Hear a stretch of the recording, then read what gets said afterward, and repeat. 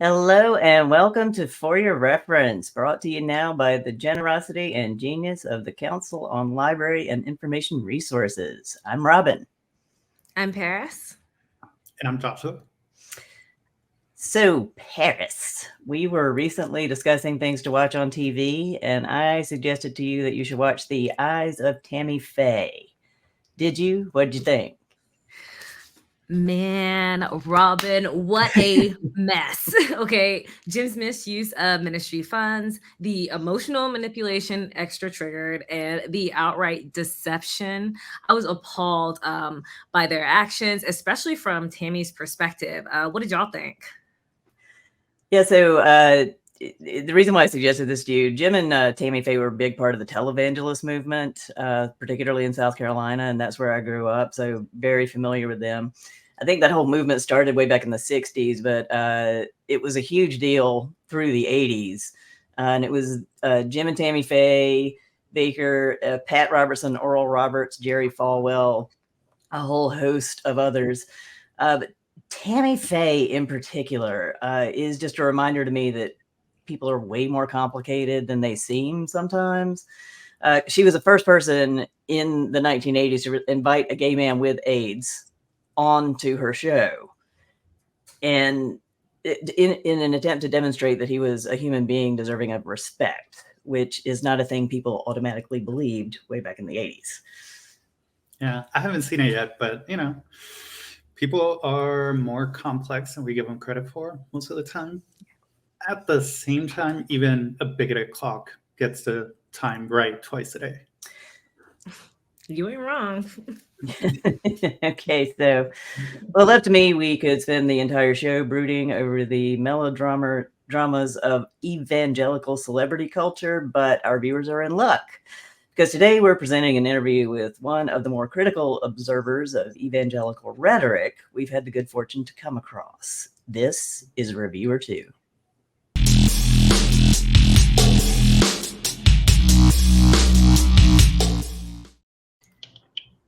Let's extend a welcome to our guest, Sam Martin.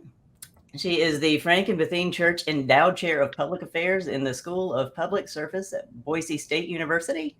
That's a lot to get out of your mouth. And author of Decoding the Digital Church, Evangelical Storytelling, and the Election of Donald J. Trump. Welcome to the show, Sam.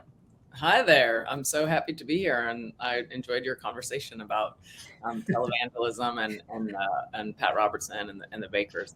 Pat Robertson, of course, ran for president in 1988 and got a lot of notoriety for winning the Iowa caucuses. So he was really important in the political landscape, and certainly that was a really monumental moment for scholarship and for people like me who are obsessed with the evangelical role in our public sphere, for just understanding how influential that voting bloc was going to be, because in 1988 it was in its first decade. It was in its first iteration. So now it seems like old hat, but that was a really important moment. So let's show off the book here, the book cover, so. Why don't we start by having you give an overview of the argument you make in the book? Yeah, so this book came out in just before the 2020 election. You can edit this, right? Mm-hmm. Wait, 2016, I think, is the year you're looking for. I don't remember when it published. I think it published in 2021. So yeah. Okay. So. Yeah. All right.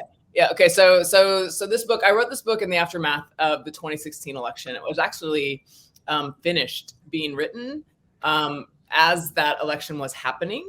And I thought that I had a theory of evangelicalism that was based on what evangelicals had done and said during the Great Recession. So I started this research in 2009 And what I wanted at that point was to understand why there was an overrepresentation of evangelicals in the Tea Party movement that came into existence in the aftermath of the Great Recession that happened in the final moments of the Bush presidency. Evangelicals made up between 40 and 50% of the Tea Party, whereas they're only about 30%. Or at that point in American history, they only made up about 30% of the population. So they were overrepresented. And I thought that was strange. And I thought that was strange. Anytime you have an overrepresentation of one group in a movement, it's strange. And then the second part that I thought was strange was that most people thought that, or the thinking at that point was that evangelicals were members of the Republican coalition because of the values positions, because of opposition to abortion, because of defense of the heteronormative family, because they wanted to crack down on Hollywood, like you were talking about, like we don't like Disney being so inclusive, et cetera. But the Tea Party movement was really mostly about economic principles. And there was some thinking at the time that the recession might throw the economic principles like the free market favoring principles that had been ascendant for 30 years into doubt. And so when instead you got the Tea Party and you had an overrepresentation of evangelicals, it seemed strange. So I started looking at that, and I came up with this theory that said that evangelicals were drawn to the Tea Party because their faith naturally emphasizes personal responsibility, beginning with the personal responsibility to get saved and go to heaven. And the Tea Party emphasized personal responsibility in its rhetoric as well. If you find yourself underwater in your mortgage, if you find yourself out of a job, if you find yourself whatever, well, that's your fault, right? And so you need to do what you need to do to get back on your feet. And so I had written that, and I had joined these rhetorics of personal responsibility, and I thought the book was done, and everyone expected, not everyone, but there was a sort of consensus that Hillary Clinton was very likely to win the election in 2016. Then, to the surprise of many of us, Donald Trump grabbed the Electoral College. So I pulled the book back, and I went, and I thought, okay, I didn't like what happened there. How did so many evangelicals vote for Donald Trump? Despite having good reason, even just to stay home, right? Like just not to vote at all. So I, and my main way of studying evangelicals is through listening to sermons. And I listen to sermons online. And so I went and I listened to sermons online that were available to me about the campaign in evangelical megachurches. And I came up with a theory that I refer to in the book as active passivism. Active evangelicals are highly likely to vote. They believe in democracy. They believe in a duty to vote. They're active citizens in that way, but they're also very passive in terms of their willingness to take responsibility for outcomes in our civic sphere that that might be harmful. They offload that agency, that responsibility onto an unseen God. And so any effect that they are not fans of, they think that, they just trust that God has a plan for that. And so they trust that God has a plan for whatever's coming next. And so it kind of disabused me, I should say, of the notion that they were just like, okay with Trump, right? They thought all of his bad actions are just fine. Rather, they just thought it would be okay in the end. And if it's not okay, it's not the end. So you have, since the book came out, you have sort of reconsidered this theory of active passivism. There's a little bit of a twist on this theory, and where have you landed? Well, so because the big question coming out was, did 2016, that election, was that a moment?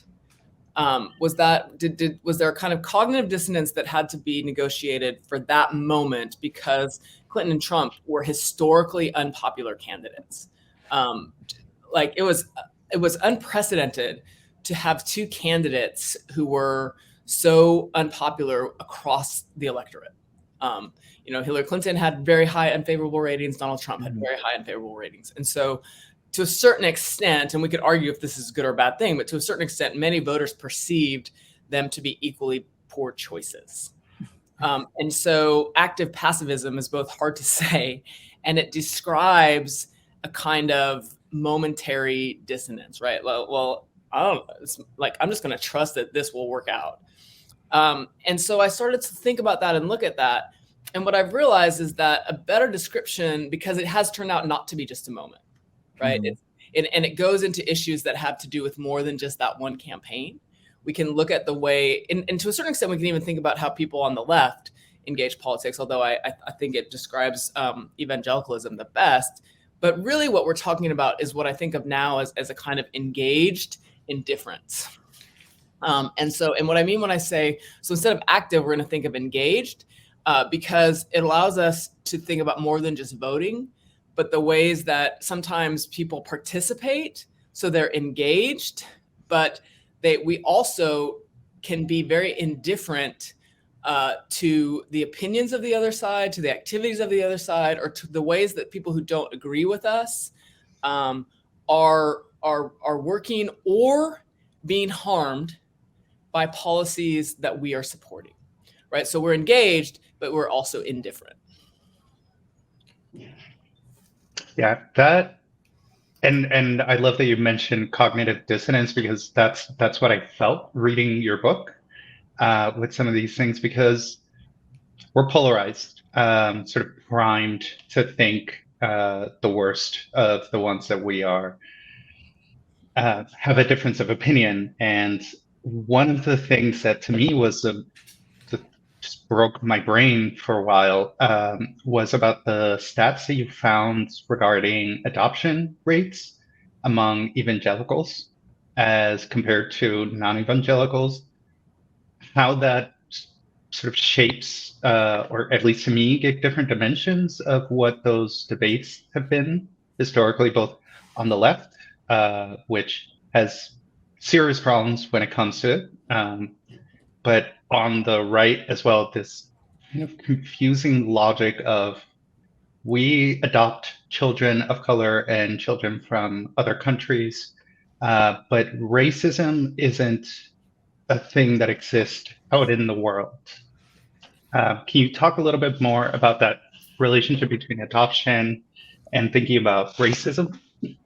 Right. So this is a nice example of what I like to think of as engaged indifference, because ultimately the goal of my scholarship is to bring people into deliberative democracy. So as a nation, and this goes even to thinking about like where we've had a decline, the structural transformation of the public sphere. Nobody loves Habermas anymore, but this idea that we don't get together in the so-called salons to discuss things anymore. We just show up on the election day and vote, and then we turn over our democracy to experts who then are going to figure everything out, and we'll keep doing that. Well, the goal of my scholarship is to bring us together to have hard conversations where we listen, because the solution a part of the journey to overcoming this, what we see as polarization, is deliberation. Because we seem polarized, I think, because we only vote. And when you vote, you have to choose A or B. Voting is very blunt. So you can't go into a voting booth and register some sort of like objection. So you can't go in and say, I'm going to vote for Joe Biden, that's my choice, or I'm going to vote for Ron DeSantis, that's my choice, or I'm going to vote for Donald Trump, that's my choice. But these are my reservations. These are the reasons why I'm like, right? You can only, so that registers as approval because you voted. Whereas deliberatively, you can say what I just said, I'm going to vote for Joe Biden, but I'm really worried about his age. I'm going to vote for Joe Biden, but I'm really worried about his tendency to whitewash, whatever is the thing, right? So let's take the adoption question, right? So I just wound up for a minute. So let's just narrow that down to China, okay? So for a very long time, China had a one-child policy, and China is a very patriarchal society. And so China has a lot of female infants abandoned that are in need of that don't have homes. Right. That is a live problem. These are humans who don't have homes. And that is not okay. The patriarchy, the misogyny, the infanticide, all that is a huge live atrocity, right? Now, on the left, there is excellent analysis of that structure that I just talked about, right? The infanticide, the misogyny, the patriarchy. And there is a willingness to say that has to end, that has to stop, that is not okay. And we must do everything in our power to not support that, which often leads the left to say adopting those babies actually reinscribes the system and creates a market, right? Which is in fact true, okay? But when the left does, and that's engaged, right? But when the left does that, in a way, the left is now indifferent to individual human lives. Because when you say don't adopt those little girls because you are reinscribing the system, then there's live babies that have been abandoned, right? Okay. On the right, there's like Christians are among the most, like American evangelicals are among the most likely to provide homes to those infants, right? But they're also among the most likely to deny systemic structural racism in the United States, to say that the solution to historical injustice is colorblindness, to want to create systems without affirmative action policies, to want to do all these kinds of things. And so now they are, or to say that if you point out the fact that I have an interracial family, you are othering me. You are doing things to me that are, right? Well, so now there's a way in which you are indifferent, right? So you're engaged, you're doing things that the left won't do, but now you're indifferent to what is a real life problem. And so I actually think that it would be so great in our public conversations if instead of using the word polarization, right? We're very polarized. Really what we are is we have a hard time dealing with complexity. And we have a hard time dealing with complexity because we are unwilling to deliberate. Yeah, nuance is not something we're good at, especially as Americans, I feel. Now, if I can shift the conversation a little bit to one of my favorite people to demonize. You make note in chapter 5 that it was under Reagan that conservatives, and we're talking about politicians and sort of the political sphere here. It took sort of a turn away from the do unto others economic philosophy. Can you talk a little bit more about that? So a lot of people don't realize that conservatism itself shifted during the Reagan years, right? So we think that like Reagan brought back conservatism, but really Reagan and his team, it really changed the meaning of conservatism to that personal responsibility thing that I was talking about before, and the economic philosophies of, say, Milton Friedman and Friedrich von Hayek. And previous to that, conservatism had been really aligned with the thinking of the philosopher Edmund Burke, the Scottish philosopher Edmund Burke, whose writings first came to prominence during the French Revolution. And Burke was horrified by the excesses of the French Revolution, and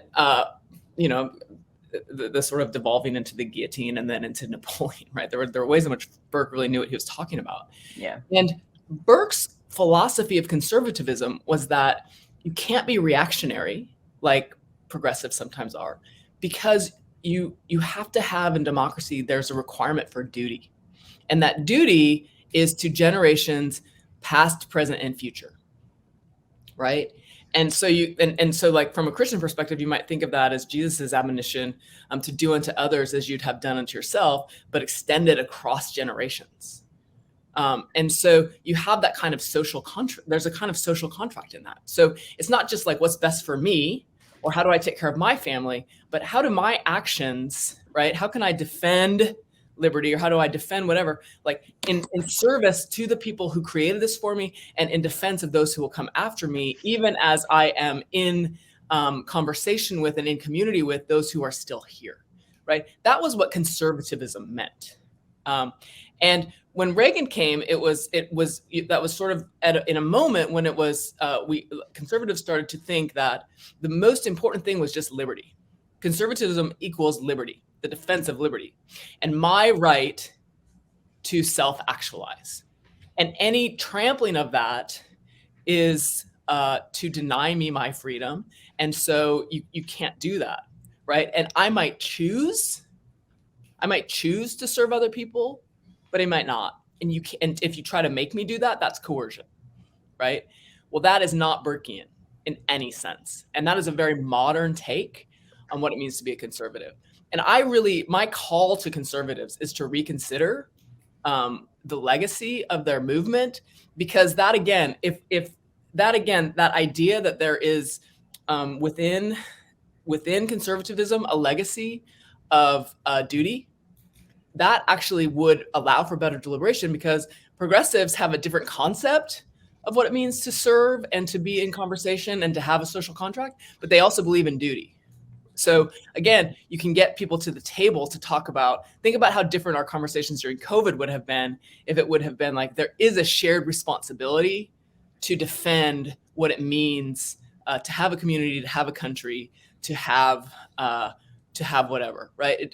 How different would we have talked about masking? Would we have talked about vaccination? Would we have talked about everything if the beginning warrant was, we are a country where duty exists?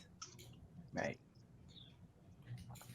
So Sam, you focus mainly on the sermons and do some analysis of social media sites. I was wondering if you see a feedback loop in how the rhetoric is shaped between new and traditional media. Yeah, so one of the things that's really important, or I really wanted to do in my research, there is, there's many ways that rhetoricians look at this. Some rhetoricians call it rhetorical resonance.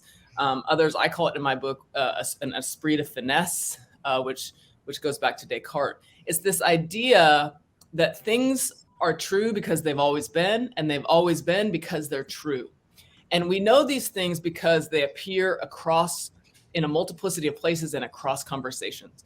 And so the reason I went into churches and into church sermons to listen to try to hear how pastors talked about economic and political issues was that I wanted to hear how their words and their rhetoric matched what we hear when we turn on the news from politicians, how it matched what we see when we go onto a Facebook site. How are conversations being reinscribed and rearticulated across public spheres? And I also wanted to see how, because technically, even though these are public sites, these are private conversations, right? They're from a pastor to their parishioners. So for me, because I'm obsessed, the cool thing about going to church all these times, I went to church more than 200 times. The really cool thing about it was that I actually got to listen in on these private conversations and hear how the conversations were different, right? They were actually less caustic. I didn't hear sermons that were like, if you have an abortion, you're going to hell. If you identify as LGBTQ+, you need to get that sorted out. Like get yourself conversions therapy stat. Like these things never happened, right? The things that you guys talked about, Pat Robertson saying, I never heard things like that. And so it was like, it allowed me to be like, this is in some ways, the folks are voting in alignment with the very worst voices in their crowd, but their conversations, at least in private, are less caustic than we think. And then I would pause and think, but that makes it actually more insidious, because it's easy to say, hey, don't be Pat Robertson. Like, don't blame an earthquake on Haiti. right? Don't blame an earthquake on a voodoo ceremony. It's much harder to say, hey, don't use your faith as a cover for fill in the blank, because people's faith is legitimate. Mm-hmm. People's faith, like very often on the left, people will say, like, the problem is that they believe. No, right? Their faith is legitimate. They're allowed to have that faith. Like either you're a conservative evangelical or you're not. And if you're not, then it doesn't make sense to you. But if you are, then of course you believe God has a plan for your life and the country and that you're going to heaven, and you believe all these things, right? The problem is when you believe that faith is both material and immaterial. The faith is immaterial. It's transcendent. And that is valid, and it gives people great hope for their lives. It's not material, right? The faith cannot account for ballots that come together and add up and lead to children in cages, right? And that is the place that I'm calling people to really look. Right. So the book centers around sermons you examined around the election in 2016. Were you, presumably you were paying attention to these themes around the 2020 election, and are you seeing or expecting a shift in rhetoric as we move toward 2024? I'm not sure you're going to love my answer, but I'm terrified. Yeah. Because the landscape has shifted even more. So if 2016 felt crazy, 2020 felt dangerous, and 2024 feels like the precipice. Because if the Republicans nominate Donald Trump for a third time, there's a way in which, even in their private spaces, I don't see how Republicans can talk about politics and the campaign and what's happening in frames that are in any way tethered to reality. So in 2016, and if you look at my book, the conversations were still tethered to reality. Right? Maybe you disagreed, but they were still having conversations about the Supreme Court and the fact that judges were and indeed did get nominated. That changed the structure of the court. They were talking about what was going to happen in terms of taxes, and what was, like, it was tethered in some way to the fact that the nation existed and the president was the chief executive, right? If Donald Trump has been indicted for felonies, and he says he will run a campaign that says that the nation he wants to lead is actively against him, right? And in a way, I'm really scared, because I don't know what that sounds like. And I just can't imagine what these sermons will be. And I can't imagine how you give a sermon that says, be engaged and vote, but doesn't say, this is, I just don't see, I don't know. Okay, well, that's depressing. Thanks for that. I should, like, in full disclosure, and hopefully anybody who's stuck with us this long, in full disclosure, I am a impassioned defender of the need to have conservatism in the United States, because some people think that, they're like, well, all the better.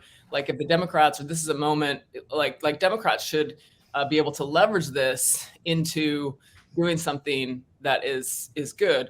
You have to have at least two choices for democracy to be functional. Right. Because the Democrats, even if you're far on the left and you want to see a leftist government, the left can and will make mistakes. It's right. Just inevitable. That's how leadership works. And if and when that happens, the alternative is an authoritarian party, then you're in an anti-democratic space all the way around. And so the Republican Party, it's incumbent upon them to pardon the pun, to write their movement because our nation depends on it so that we can have the kind of deliberative democracy that our founders intended. Right. So perhaps on a happier or funnier note, before we let you go, I've heard tales that you have some good advice for people who may be wondering if there are more efficient ways to understand the structure of and to read academic books, sort of like this one right here. So I'll let you take it away. Well, the thing about reading academic books is that they go quick. So you want to make sure you buckle up your seatbelt because you don't want to miss anything. Okay.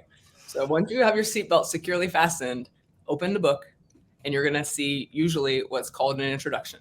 And in the introduction, the author will say, "Dear reader, I'm about to write a book about X. And this is why." And you read. And then you get to chapter 1. And in chapter 1, it says, "Hey, are you still reading? Did you notice in the introduction how I said I was going to write a book about X? I'm serious." Chapter 2. "Great. You're still here? Guess what? You're reading a book about X, and here's a short history of that topic." Chapter 3. "Amazing. We're still writing this book about X, and you're still reading. Here is an overview of my early research about X." Chapter 4. "Hi, we're still doing it. We're still writing this book." Chapter 5.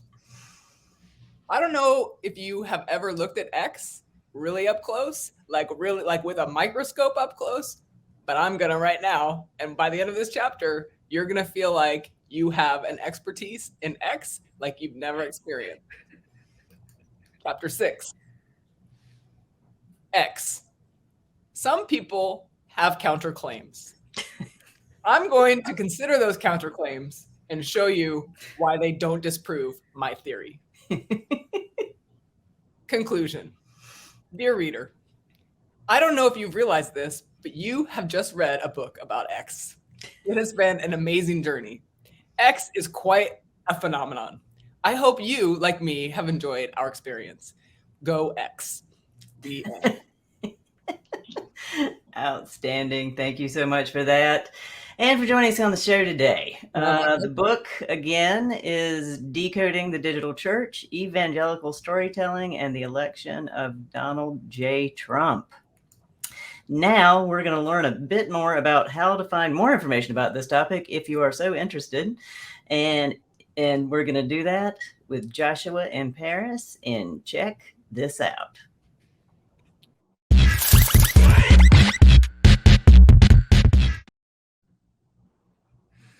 Hey everybody, I'm Paris and this is my co-host Joshua. And we're going to have a conversation today basically about the media's influence on us and how you may ingest media today in general relation to the Reviewer 2 section. So to get us started off, Paris, I wanted to ask you, do you remember when you first listened to the news, like with a capital N news? So like, when were you aware that you were hearing information that was telling you about the world around you and beyond? Because for me, it was this radio station in Puerto Rico, WKQ, which had this like mix of music, local business ads that were super catchy and kind of wild, and news bulletins that were also really wild. And this was constantly playing in the background, right? If your parents didn't have it on in a little radio while they were doing stuff around the house, you would hear your neighbors from across the street. So it was kind of the background sound, and I came to realize later I wasn't really listening to this critically. It was just it's the information that was floating around, and that's what I would absorb, right? Mm-hmm. And to me, the tone that they played right at the beginning, like the little song of the like announcing that they were going to do a news bulletin, the cadence of the reporters, that sort of flow that they have, and the little like sound effects, I guess, that's how I defined, oh, okay, news are coming, right? They also had this fantastic thing of old-timey radios where they would announce the hour every hour. And I have memories of that related to places. So to me, that's how I like experienced time and place at the same time before I had a notion of how we are kind of connected on a larger scale. I got you. I got you.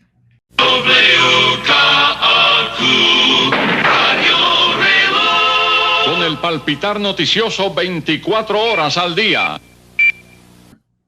I love a good jingle.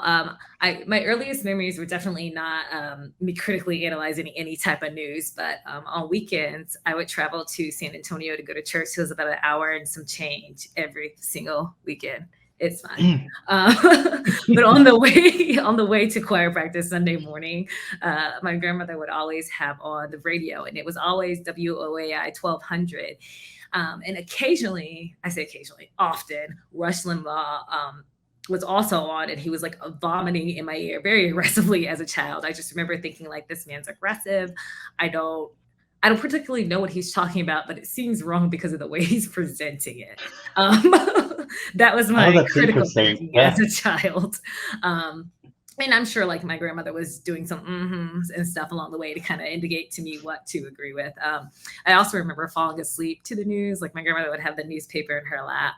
And that Saturday night before church at 9 a.m., I swear I wasn't going to fall asleep and I was going to stay up and watch the news to be like a big part of, adult conversations. And like KSAT news would come on and I'd be asleep immediately. So those are my earliest memories of the news and not really clinically analyzing any of it. But I do think that the stories we're sharing are representative of people that grew up without the internet in a way. And media was something that you sought out if you had an education, means, or you were the right age, or it was constantly on in the background, like with me while I was sleeping. So we're taking in information about our world based on what we're exposed to through our community, our environment, and our chosen media sources during those times, Yeah, it's interesting. I think at some point, like early adolescence, maybe, all of a sudden it was really clear that I was supposed to know things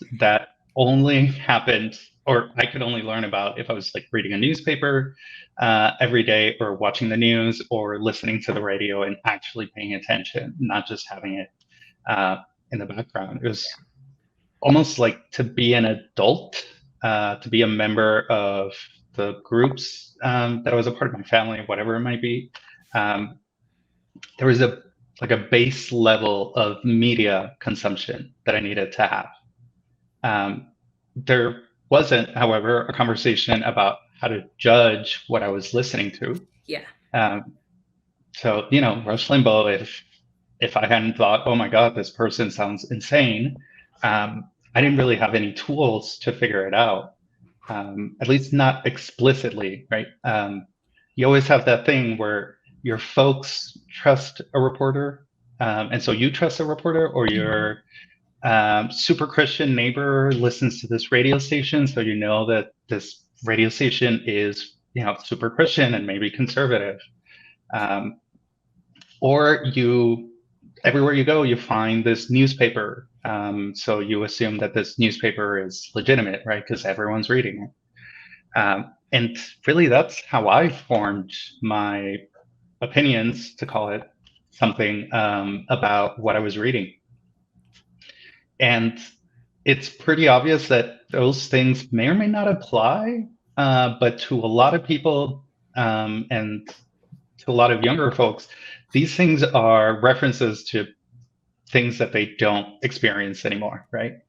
Now we actually experience media and new media really, really differently. So we are not going to go into the whole narrative that you might see online, you might see on Twitter, where social media is the end of the world. It has destroyed everything that we know and love. We're also not going to go into how the Web 2.0 changed how we consumed information. And in my opinion, just opened the floodgates to a lot of the crap that is most of the internet now, excluding, dog memes and dog pics, but whole different thing. Okay. But before we get into the whole thing, let's put down some numbers to get some common ground. Yeah, indeed. I agree with that. So according to the Pew Research Center, 33% of adults prefer television, 7% radio, 5% print publications, and a whopping 53% prefer digital platforms as their new platform preference. So digital platforms being like your online news apps, social media, and podcasts. Yeah. So with this being said, each platform is subject to media biases, right? Depending on ownership, perceived preferences, and even our intended audience, right? We kind of nitpick who we're trying to reach out to because you can't reach everybody. So now the media source you consume may cater to certain individuals, maybe not even you for a second, particular beliefs, and even omit details that don't align with the story or the narrative that they're trying to create. So now you're getting an even more limited story that may be skewed. And this applies across all platforms. And now we're basically getting to the meat of this thing. How do we think critically about the media you consume and create in relation to our values, religious or otherwise, We started off this episode with a little conversation about Pat Robertson, a well-known conservative televangelical leader, Republican, and past president of the Council for National Policy, the CNP. And his rhetoric was chocked full of anti-LGBTQ plus statements. He openly slandered other beliefs and were factually untrue.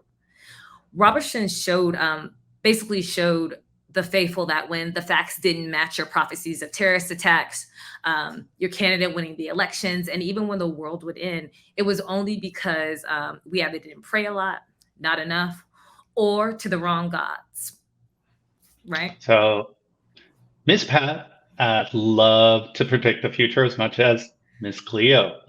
And they had about the same level of accuracy, honestly. I'm not going to say you're wrong, but if y'all don't believe us, that's okay. And I'm glad you don't, because we have our own biases based on our subjective experiences, our news consumption, and our environment. And so do you. So we picked our sources, we verified that they were legitimate, and wrote up our understanding of them. This process that we're talking about is called media literacy, and it makes a difference, okay? Seriously. So let's quickly talk about how to parse sources similar to those that inform Sand's theory of engaged indifference, okay? So the first thing you need to do is you need to start off with a vocabulary, right? You'll need to find your search terms or phrases, and you can use keywords, public figures, or even organizations related to the topic and events. So anything that we talked about earlier, you can kind of plug those in, and that may be a great starting place. So start out with the words and phrases that are familiar to you, and then expand as you learn more about the topic. You'll slowly kind of figure out the nuances between terms, and you're going to be able to search with more precise terms as time goes on. Yeah, nuance is so important. And to give you a sense of how we lose some of that nuance, when Sam joined us for the first time, she mentioned that she would rather go to the library homepage to start her searches than going through famous search engine that everyone knows about, but we don't want to promote. So the results you get from search engines are made up of paid content, which, man, I don't know about you, but it keeps taking more and more of the page every time I go into it. And then they have something else they call information panels, which is like that little box that you normally have on the right-hand side with Wikipedia or facts. And the thing that you are actually looking for are organic results, which is the third part. So there's nothing organic about those results. Even though the results technically are supposed to be an interpretation of what your vocabulary or the key terms that you search for, not all results are created equal. there's an entire industry that exists to optimize websites to show up in the top search result. It's not random that they show up in that order.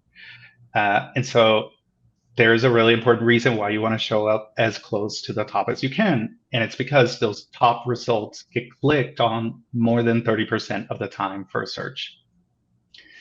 By switching to something like the library homepage for our search, we can find scholarly resources from experts judged by their peers, right? So this is not a random algorithm deciding what it is that you want based on information from millions of sources that you have no idea how that gets structured, right? And if you don't know how the library website works, you have access to actual librarians through your library website. Yes. So once you collect your vocabulary and you found some sources, be that articles, video stream, podcasts, whatever that you'd like to explore, then you need to organize them. Yeah. But we're going to start like just one step before that. What do you already know, right? You come into things knowing about concepts, knowing about ideas. That's how you decided to search for them, right? But there's this theory, I don't know, Paris, if you've like heard this around the internet, the Dunning-Kruger effect. And it's this theory that tries to explain why people that are unskilled at a particular thing think that that thing is way simpler than what everybody else thinks, right? So this is not to get it confused with like dumb people think that hard things are easy. It's not that. It's if you don't know, and this is a question that you should ask yourself, if you don't know the full context of a thing, could that be the reason why you think, oh, this is black and white, and I know what this is supposed to be, right? Think about what are your beliefs and ideas about the topic before you sort of dive into it. Are you open to reconsidering them? Or is this a thing that you just decided, no, I don't care, this is what I believe, and I'm not going to challenge that, which please don't. That's not a great way of doing things. We all have beliefs, right? We have beliefs, we have values that aren't based in facts. And honestly, that's okay. Just pause for a second. That is okay. The only thing that you have to realize is that there is a difference between what you believe to be true and what an informed opinion is, right? And just a little bonus hint, by revisiting your beliefs and your understanding of something, that's how you learn. Mm-hmm. That is basically like doing trial and error, but with life. And that's how you make sure that you have the most up-to-date information about you and about the rest of the world. Yeah. And to reiterate what you said earlier, what are your current values and how does this information that you're taking in now influence your stance now? Keep in mind, you may find your own cognitive dissonance and your cognitive dissonance, shout out to your head, is on display. So, or you might stand strong in your current values, just like you said, and find that information that challenged your belief appears invalid for various reasons, but preferably founded in facts that can be proven. You know what I'm saying? So facts, beliefs, values, all of that can coexist. Yeah. Right? And where do they coexist? In sources and in you. Put those two together. Media is overwhelming, right? You have to figure out how much information you actually need, right? And how to organize it for yourself in a way that makes sense to you. So think really deeply, or rather think about how deeply you care about a topic. How much does this impact you and yours? Mm-hmm. Why are you interested in it, right? All of these questions can give you answers to other things like, I read 5 articles and now I think I have varied enough information to talk about this topic. Or is this a really complex topic with a long history? Yeah. religion, maybe, that you need 10, 15, 20 sources to get a well-rounded version of what's actually going on. Another bonus hint, track which publications or writers are providing the most informative content so you know where to go and you don't have to just be a passive receptacle of the onslaught of media. Yeah, and having all these sources is great, but you also might choose to organize your sources. You might choose to organize your sources in a specific way as well. In support, so is this in support of or against historical relevance, government or local policies that changed or came to be because of your topic? That's just a few things you might ask. All of this information may help you gain context that may have been intentionally omitted from some sources. In addition to organizing your sources, you also need to question them, the content and their agenda. This is known as agenda setting, a theory by McCombs and Shaw. Y'all can look that up on your own time with your new search abilities. And this basically suggests that media has the ability to shape public opinion by determining what issues are given the most attention. Questioning sources applies to both your mainstream media sources and individual sources. Just because someone reposts an article or writes a clever tweet does not mean it's factual, even if it's from a news source, like we've been saying, right? Let me see if I can spin that in my head as a non-specialist in media literacy. So you're saying question your sources, right?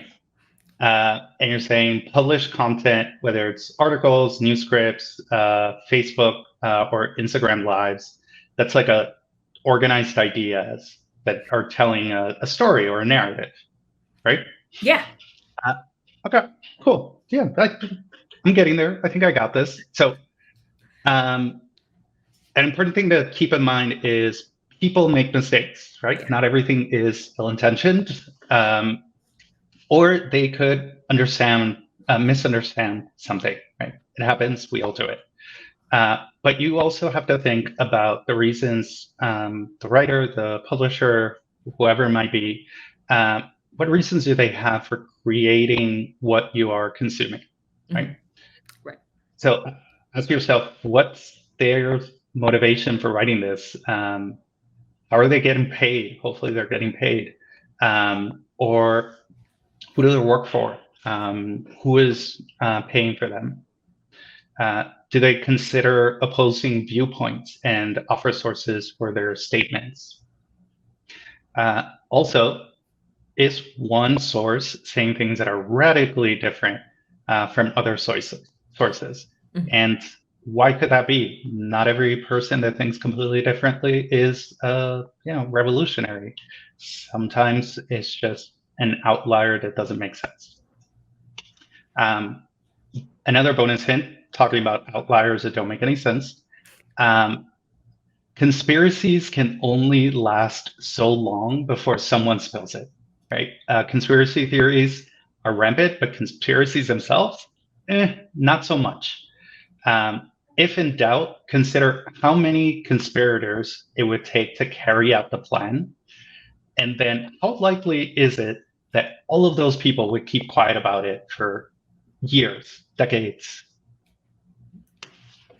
No, I hear you. So I know, listeners, this is a lot that we're throwing at you. And I know while all these steps seem super involved at first, I promise practice is going to help. And I'm surely not going to say it's easy, even as information professionals. You not only have to overcome your own biases and our own ignorance, but these algorithms and other technologies and contexts that push narratives. This goes back to our conversation about, the unnamed search engine earlier and paid content according to relevance, paid sponsorship, and et cetera. But this is not unique to them. The social networks like Facebook, Twitter, and other platforms are built to connect people that share interests. This means that they have suggestions for content that filter information in a way that may support your current stance, rarely providing opposing opinions. And this can really hinder you accessing the full narrative context and various perspectives.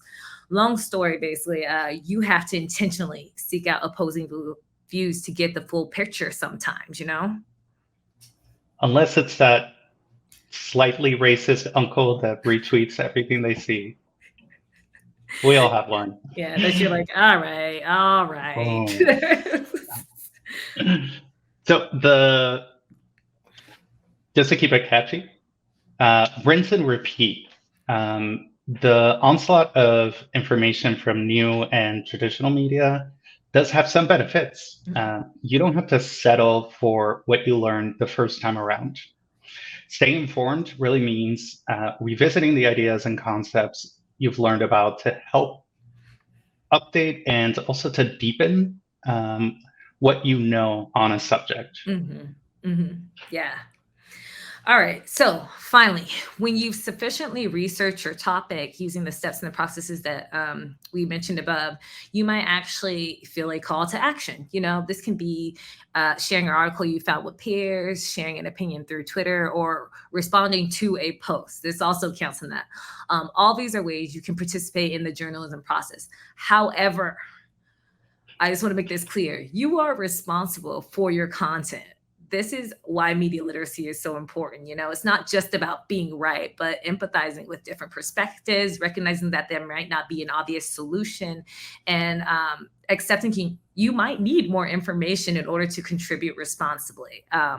Now, I'm not saying everything has to be this long process. You can type into a search engine how tall a celebrity is and probably take that information at face value. And that's perfectly fine. You don't need like 10 articles about how tall someone is. But most topics are more complex than that. And they require time and effort to understand. So to repost something unknowingly, without any background information that your auntie posted, might not be the most responsible thing. That for me, I go looking to find people that I feel could be short, just to make myself feel a little bit better. That's what we're using search engines for.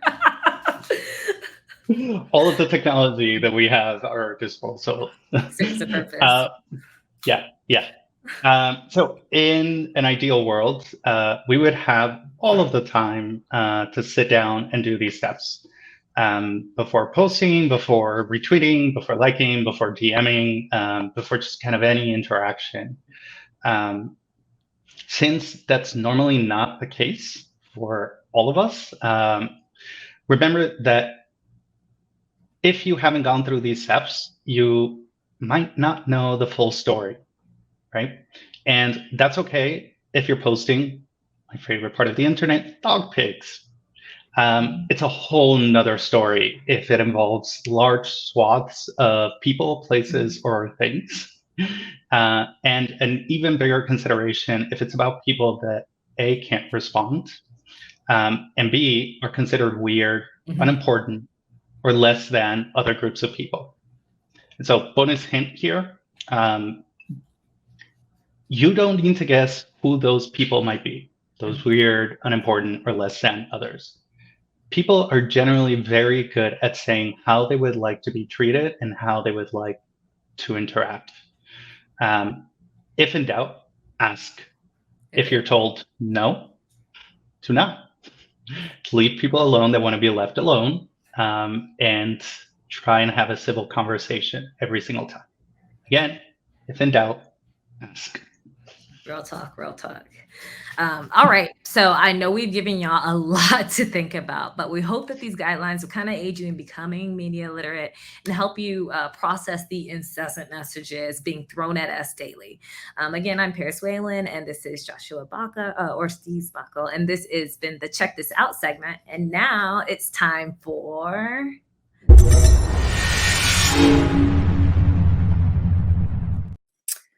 Time for the GLAMpire Strikes Back. Now, you may be wondering what on earth I mean by GLAMpire, so allow me to explain. GLAM is an acronym that describes the broad universe of galleries, libraries, museums, and archives. CLEAR, the Council on Library and Information Resources, our sponsor, is one organization that does work in this universe.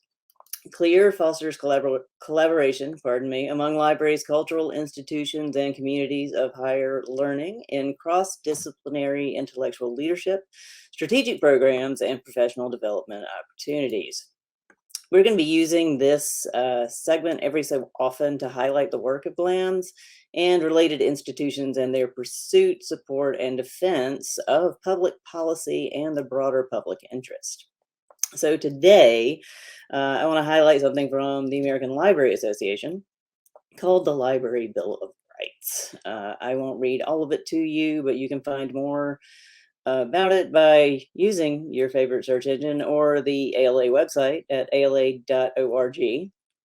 In total, the Bill of Rights sort of sum up the one of ALA's core values, and that core value is all information resources that are provided directly or indirectly by the library, regardless of technology, format, or methods of delivery, should be readily, equally, and equitably accessible to all library users. Libraries rightfully treat religious texts and symbols of all kinds as particularly sensitive and work to ensure that materials are never excluded because of the origin, background, or views of those contributing to their creation. And it's critical to us as professionals that we distinguish between providing access to religious information and supporting a particular point of view. By that, I mean, I don't have to feel that your religious text of choice is sacred to me to understand that you feel it is sacred to you. By design, we keep our personal feelings separate from our mission to provide access to the information that people want or need. Our organizations exist first and foremost to serve the information needs of all users in our communities.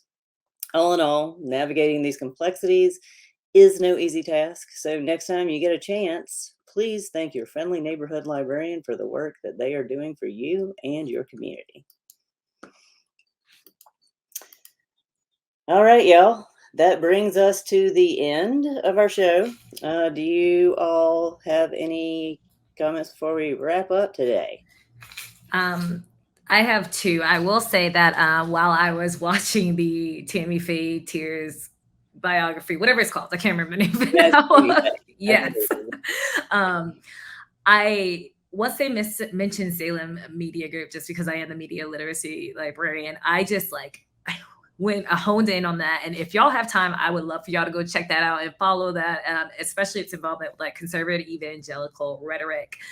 That's just a little bit of an encouragement. You do what you do, though. Secondly, and I don't know if we can keep this piece or not, throughout this from when we started working on this episode to now, I've kept conflating right and white.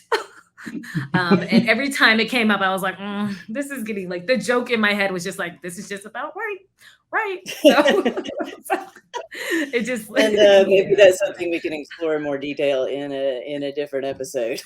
Yes. Joshua, Do you think? Oh, go ahead. Sorry. Do you think people might want to keep chatting about the Salem Media Group as soon as they Google that real quick and figure out how massive it is? Maybe we get some questions from the audience. Oh yeah, man, I would love to talk more about Salem Media Group. So maybe we can do a plug-in later about that and get some responses, whether it be a survey or just pulling in some information for y'all. But it's wild out there, y'all. Y'all got to check it out. So wherever you are watching this, feel free to drop a comment with a question, and being the librarians that we are, we will go do some research and see if we can answer those questions for you in a later episode. And Joshua, you're the newest member of the team, so I'm going to give you the last word before we wrap. Thank you, Robin. This is the last word.